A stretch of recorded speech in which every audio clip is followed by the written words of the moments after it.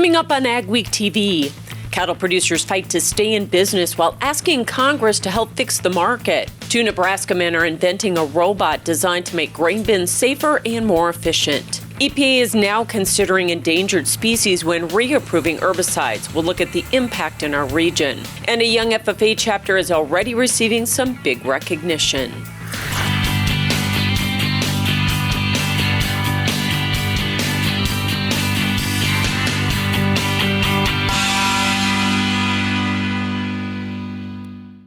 Welcome to Agweek TV. I'm Michelle Rook. This week we're at the Sioux Falls Farm Show in Sioux Falls, South Dakota, which is celebrating its 25th anniversary this year. The show features over 300 exhibitors and 1,000 plus product lines. More than 25,000 agricultural producers attend the event from the four-state area to see the latest farm technology focused on improving yields, reducing costs, and managing risk.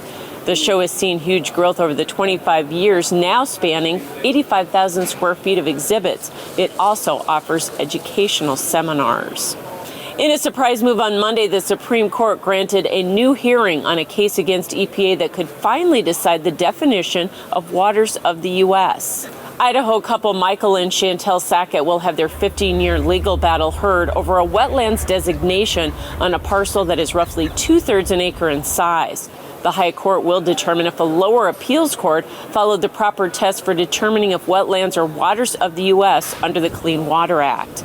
Experts say the fact the court is hearing the case this spring signals they're tired of the political ping pong. The Supreme Court might say one way or the other, and finally we could quit working on this thing every year. The big question is whether EPA will continue to push forward with the rulemaking for the new WOTUS language. California's Proposition 12 has been delayed as the Sacramento County Superior Court ruled enforcement should be halted for 6 months due to the state's 2-year delay in finalizing regulations. It's a reprieve for pork producers as Prop 12 dictates pork sold in California can't come from sows housed in gestation crates. Those converting their operations would face a big expense or suffer losses being shut out of that market.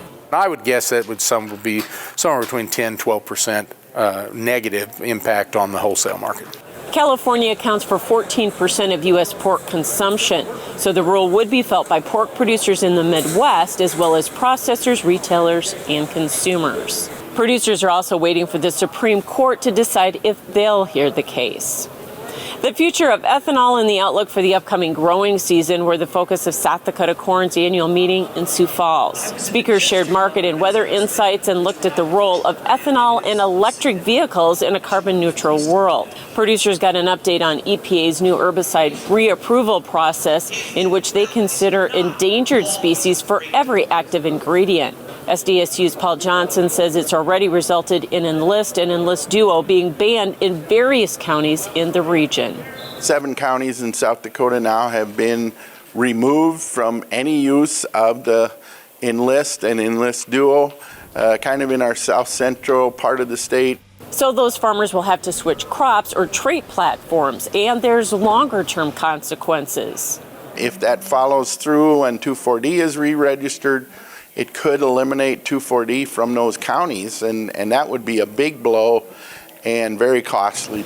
Johnson says this new EPA policy sets a precedent for other herbicide approvals and is likely to mean more use restrictions. NDSU researchers are studying the Palmer amaranth seed found in sunflower screenings. The seed led to a major outbreak of the invasive weed on a farm near Jamestown, North Dakota in 2020. 75 semi-loads of the screenings had been fed to cattle who spread it over 1,000 acres. The screenings were supposed to be destroyed rather than sold for feed. Weed researcher Quincy Law says a study of the Palmer amaranth seeds from that site have found they produced plants resistant to 5 of 8 common chemistry families of herbicides. The issue that we may encounter is that these different infestations may have a different resistance profile, and that's all a question mark at this point. Palmer amaranth can cut yields, and some estimates show it can double spray costs. 2 Nebraska men are inventing a robot designed to make grain bins safer and more efficient. Jeff Beach joins us now with more on how the grain Weevil works. A grain bin is one of the most dangerous places on the farm, but soon a small robot could be taking the place of the farmer in the bin. I told Chad I needed him to design me a robot so I'd never have to go in a grain bin again. Zach Honeycutt wanted a safer way to handle the grain in his bins, so he turned to his neighbors, Chad Johnson and his son, Ben. Zach had seen Ben work on robots in high school, but the Johnsons are not farmers and had never been in a grain bin. My double E is elementary education. So yeah, I'm an educator at heart, but a tinkerer and a guy that likes to spend a lot of time in the shop figuring things out. Ben, on the other hand, recently earned a degree in electrical engineering, and they were willing to try to solve this major farming problem. As we developed and got a robot working, we started to realize that we could help a lot of people with this. A little research got them started working on the Grain Weevil. It's designed to break up crusted grain, level bins, and other tasks. We really started focusing on just the safety aspect. So when we started looking at it, it was, can we break up crusts and bridges so that you don't have to go in if it's gotten bad in there? But they've developed many other uses for the Grain Weevil, like grain testing and moving grain out of the bin faster. They're currently working on safety certifications for the robot to work in such a dusty environment. The grain bin is a horrible place for a human being. It's also pretty bad for robots too, but we're working as hard as we can to make that completely safe. The Johnsons won the Ag Innovation Award at the Farm Bureau National Convention recently, along with a $50,000 prize. They hope to be certified to sell the robots to the public by next year. Inflation is starting to be a concern for the general economy, and the Federal Reserve is signaling several interest rate hikes in 2022 to slow that growth. SDSU economics professor Joe Santos says that's been pushing commodity prices higher, with investors looking at commodities as a hedge against inflation. He spoke at the Agrivisions conference in Yankton, South Dakota, and says increased demand for all ag commodities will benefit farmers and prices for a while. When we see inflationary pressures, we see upward pressure on commodity prices. So treating a commodity as a hedge against inflation, at least in principle, makes some sense because those are the first prices to move when we see inflationary pressure.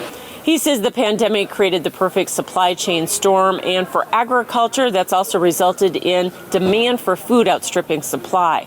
He thinks that will continue until the pandemic eases. Coming up on Agweek TV, we'll talk with cattle producers dealing with tight profit margins as our annual livestock tour continues.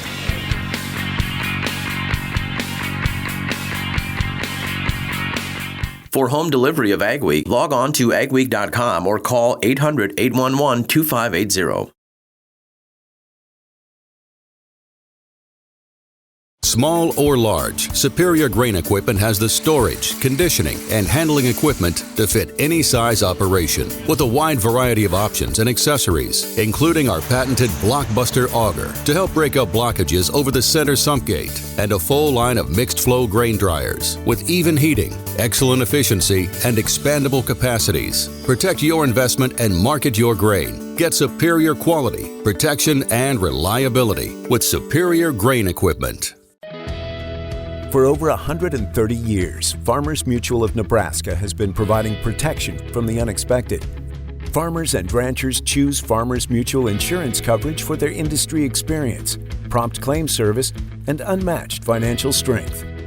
Experience an insurance plan that's customized for your operation. Visit fmne.com to contact an agent for a quote today. Farmers Mutual of Nebraska, always alongside you. Powerful genetics at an incredible value. Join us for Olsen's Red Power Bull Sale February 17th, 2022 at the ranch west of Argusville, North Dakota. We'll be selling 75 lots of 50 bulls featuring 15 two-year-old bulls, 3 fall bulls, and the top end of our yearling bulls. We're celebrating 86 years in the registered cattle business with our first year in our new heated sale facility. Join us for a noon meal and sale at 1 p.m. on February 17th, 2022 west of Argusville, North Dakota. Every season has an end. After spending your whole life building something, it can be hard to move on to your next stage in life. But when that time comes, you deserve to have someone you trust guide you through the process. And by trusting us to pass on your legacy, it gives someone else the chance to create their own. Every auction has a story. Let us share yours. Go beyond the headlines with an Agweek membership. Get in-depth agribusiness reporting, original farm and ranch stories, and fact-based research for the most comprehensive ag news in the upper Midwest. Experienced ag journalists bring you exclusive ag news, insights, and policy updates you won't find anywhere else. Become a member today and get unlimited access to Agweek and Agweek TV. The Agweek Livestock Tour is brought to you by 701X, Transova, and Farmers Mutual of Nebraska. Cattle producers have dealt with tight or even negative profit margins for the last several years, and many contend the market is broken. In this week's Agweek cover story, Michael Pates talks to some producers in south central North Dakota about possible solutions as our annual livestock tour continues. My heart's always been in farming and ranching. There are some positive signs in the future, but cow-calf prices have been heartbreaking. Melrose says the last fully profitable year for cattle producers in his area was 2014. Just because you're selling a calf for $1,000, it may sound like a lot, but what do you have into that calf? And in most cases, it's all of $1,000, and in some cases, it's more. Melrose would like to see the return of country of origin labeling and help for price fixing that he believes is being done by 4 companies that control 85% of the market. At the depressed prices we have for our cattle right now, I honestly can't afford to sell out. It's just not financially feasible. It's not good, yes, it really isn't. The last few years have been pretty tough. Melrose neighbor and fellow cattle producer Ken Wolf says it's hard to get a fair price for the livestock they sell. Some people blame it on the packers that are making all the money. I don't know if that's true or not, but I know when you go to the store you can see what meat prices are, and I can tell you that the farmers and the ranchers are not getting their fair share. Morning.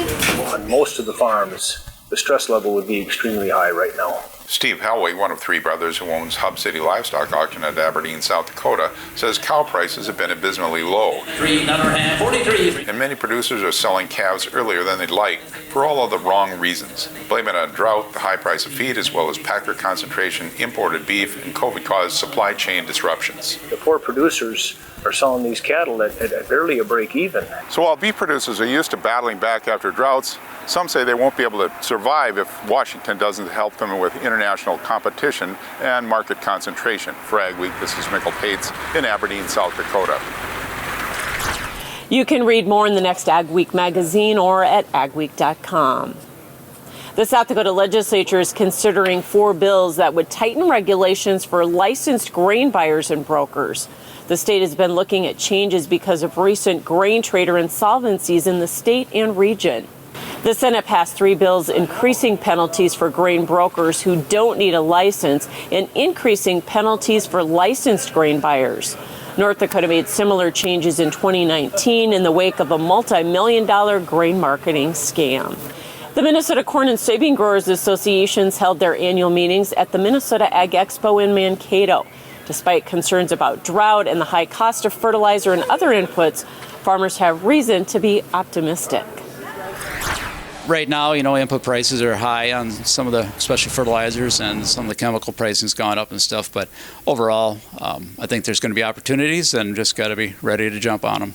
Policy priorities for Minnesota's 28,000 soybean growers include rural infrastructure, protecting pesticides, taxes, and biodiesel. The executive director of the Minnesota Soybean Growers Association says the future looks bright for his commodity, especially with growing interest in renewable fuels. The biofuels industry right now is really kind of rapidly changing. We've seen a lot of interest in renewable hydrocarbon diesel and a lot of interest in sustainable aviation fuel. That competition for that will really change the way soybeans are grown and the need for soybeans. Historically, the meal has been the largest part of the value of a soybean. But now oil is for over 40 to 50% of the value, driven by the biofuels markets. So the president of the Soybean Growers Association is feeling optimistic too. We're at the lead.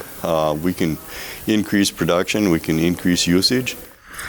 Minnesota Governor Tim Walz also spoke at the event and met with leaders of the ag groups. Ahead on Agweek TV, a small town makes a big name for itself in FFA.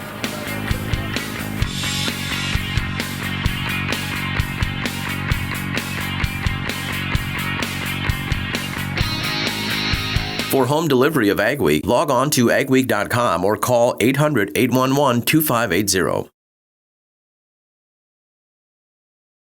Improve the profitability of your ranch by partnering with Top Herefords. Attend the Bull Sale February 11th, 2022 at the ranch near Gray City, North Dakota. When you buy a Top Herefords bull, you're getting top-of-the-line genetics and benefits of marketing your feeder cattle and replacement quality heifers direct. It's a common-sense approach to greater profits on your ranch. View the 2022 catalog at topherefords.com and join us at the Bull Sale February 11th, 2022 at 1 p.m. Every season has an end. After spending your whole life building something, it can be hard to move on to your next stage in life. But when that time comes, you deserve to have someone you trust guide you through the process. And by trusting us to pass on your legacy, it gives someone else the chance to create their own. Every auction has a story. Let us share yours. For over 130 years, Farmers Mutual of Nebraska has been providing protection from the unexpected. Farmers and ranchers choose Farmers Mutual insurance coverage for their industry experience, prompt claim service, and unmatched financial strength. Experience an insurance plan that's customized for your operation. Visit fmne.com to contact an agent for a quote today. Farmers Mutual of Nebraska, always alongside you. Risk management is not just for the grains. Livestock producers, did you know you can help protect the price of your production? Livestock Risk Protection, or LRP, is a great tool to help you protect the price of your years of hard work. LRP is available for feeder cattle, fat cattle, and swine. Besides the availability of price risk insurance in your production, cattle producers can also protect their pasture and hayland from the lack of rainfall with Pasture Rangeland Forage, or PRF insurance. To learn more about these programs, call Martinson Ag Risk Management. We're going to talk today about a revolutionary auto steer product that you guys have developed. We back one of these things in, it'll drain a 40-acre patch just within hours. What can you tell us about what dairy farmers do to make sure that their animals are happy? Their care is our primary concern. Is there still time for producers to get storage bins up? Absolutely. We still can definitely get something up and ready for corn harvest.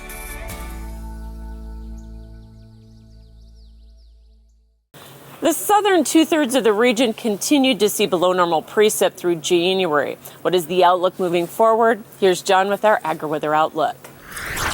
Jet stream is expected to undergo a fairly significant pattern change here in the next week. And as it does so, we're going to see in the Northern Plains, Upper Midwest, Great Lakes region, not a lot of difference, but other parts of the country will. Let me show you what we're seeing. First of all, for the last 4 weeks or so, it's been very cold into the Northern Plains because of the configuration of the jet. And now, even though the jet is shifting, it's not going to change the temperature outlook. Still looking below average temperatures, most of the Northern Plains region. The main storm track is about to get intensified, and we're going to start to see a series of East Coast storms that will generate a lot of snow in the eastern United States. And on the eastern side of that, coastal areas, probably some significant rain and some snow. In fact, we're getting one of those this weekend, this storm in the northeast. But this type of a pattern has really been dominated by the ridge of high pressure along the west coast, the troughiness in the east, which has allowed weather typically cold in Alaska to be displaced south and eastward through the U.S. That's not changing too much this week. However, you'll notice this ridge of high pressure is beginning to shift out into the ocean just a little bit, which will allow more troughiness in the southwest, which will set up a storm track along the eastern part of the United States. It's still going to be cold in the Northern Plains, cold in the Great Lakes. We'll likely see the cold weather penetrating down into the south a little bit more, and not much recovery except for Florida. The southeast will be quite chilly over the next couple of weeks. We will have bouts of frigid weather interspersed with just regular cold in the Northern Plains and the Great Lakes area. Gradually under this pattern, the western part of the country will start just getting warmer and warmer and remain fairly dry. As we shift into the second week of this forecast, what's going to happen is it's going to remain very cold here. But what's happening is as the high pressure ridge shifts out to sea, we start seeing more storminess right in this region. And that's why I'm saying the eastern part of the country is looking to get a little bit more moisture. This first week, we do have a coastal storm ongoing this weekend. That will deliver some areas of heavy snow in the northeast coastal areas. The second storm will likely take shape, toward the end of this week, and that'll start shifting that snow a little bit further west, with most of the western U.S. staying quite dry, maybe some snows in the inner mountain region of the northern Rockies. But as we shift into the second week of this period, which takes us basically up through the middle of February, the rain lifts a little further north and east. The storm track becomes more on the eastern Corn Belt areas, and there will likely be some heavy snows there. And I do expect at least one modestly moderate snow system into the northern plains. The western part of the country will likely remain mostly dry for the next couple of weeks. Powerful genetics at an incredible value. Join us for Olsen's Red Power Bull Sale February 17th, 2022 at the ranch west of Argusville, North Dakota. We'll be selling 75 lots of 50 bulls featuring 15 two-year-old bulls, 3 fall bulls, and the top end of our yearling bulls. We're celebrating 86 years in the registered cattle business with our first year in our new heated sale facility. Join us for a noon meal and sale at 1 p.m. on February 17th, 2022 west of Argusville, North Dakota. Growing up as a kid, Gateway was always the grain bin building and the grain handling people that were out in our area. One of the reasons we chose to go with Gateway was they're the leader in the industry and they are the #1 Brock dealer in the United States. We've really liked the Brock design and some of the designs that Gateway has come up with throughout the years. My best advice would be to just put your trust in them and let them come up with the design that's going to fit your needs. Good bait in a good life. It's a Trans Systems way. Good work, good bait in a good life. Lets me live my way. Good work, good bait in a good life. Trans Systems way. Good work, good bait in a good life. Lets me live my way. It's the Trans Systems way. Good work. Don't miss out on the equipment you'll need next season. Titan Machinery, your local Case IH dealer, has early order discounts on its full line of powerful, efficient, new Case IH equipment, including tractors, combines, and self-propelled sprayers. Get a great deal and ensure that you have the latest in productivity and technology. Supply chains are tight. Contact your Titan Machinery dealership today and find out how much you can save by ordering ahead. Titan Machinery, your local Case IH equipment experts. For Agweek, this is Mikkel Pates at Watertown, South Dakota. We'll look at the positive impacts that dairy can have on the community. A Minnesota couple has put a grain bin to a new use. Spoiler alert, it's not grain. This elaborate system of tubing with the downhill slope is how Maplewood State Park gathers sap to make syrup. Thanks for joining us for this week's edition of Agweek TV. Remember, for all your ag news, go to agweek.com or follow us on Facebook and Twitter as well. Asley, North Dakota has only had an FFA chapter for a few years, but it's already making a national mark. Emily Beal joins us now with more. Cheyenne Ketterling came to Asley 4 years ago to teach ag and start an FFA chapter. 3 of the members have already received national FFA grants for their supervised agricultural experiences. I tell the kids all the time that agriculture, especially these days, is not plows, cows, and sows. It's not the typical production agriculture that we see. It's so much more. In fact, it touches every aspect of our lives. And Ketterling says that's why ag education is so important. Supervised agricultural experiences allow students to work in a field they're passionate about. My SCE is turf and grass management. That means Zach St. Aubin mows yards around town for people who aren't able to do it for themselves. An impressive effort that earned him the national honor. It was unbelievable. It was my first year in FFA, and so I didn't expect anything like this to happen in my first year, something of this magnitude. James Schumacher doesn't live on a farm, but his SAE took place in his dad's welding shop. He makes oilers, like a brush to apply oil to cattle to keep flies off them. Both students think SAEs have taught them lifelong skills like hard work, record keeping, and responsibility. I 100% think that you attain lots of good attributes from being in an SAE. I've learned how I learned just working and taking care of stuff myself. The National SAE Grants Award is $1,000 for the students to use on their SAE projects. 2 other Asley students also won state FFA grants. Still ahead, Kristen Clark has a cure for cabin fever.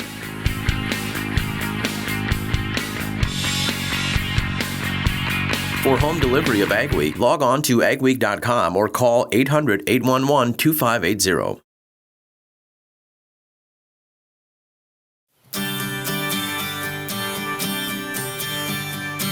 At Advanced Grain Handling Systems, we're your full-service grain dryer and bin project partner. We'll handle everything from start to finish. These guys are all in one. That was one of the big draws. They were the general. They took care of the electrical. They took care of the cement, took care of everything. Whether your next project is big or small, let our team help with it all. Visit advancedgrainhandling.com. The team at North Star Ag is committed to quality and committed to you. We're not just a full-service dealer, we're farmers too, so we know you need the best machinery and services that'll keep you going all season long. We have the largest equipment inventory in the upper Midwest with a well-equipped parts and service department. So whether you need machinery tomorrow or parts today, stop in and experience what North Star Ag can offer. Check out all our new and used equipment online at northstarag.com or call 701-361-4790.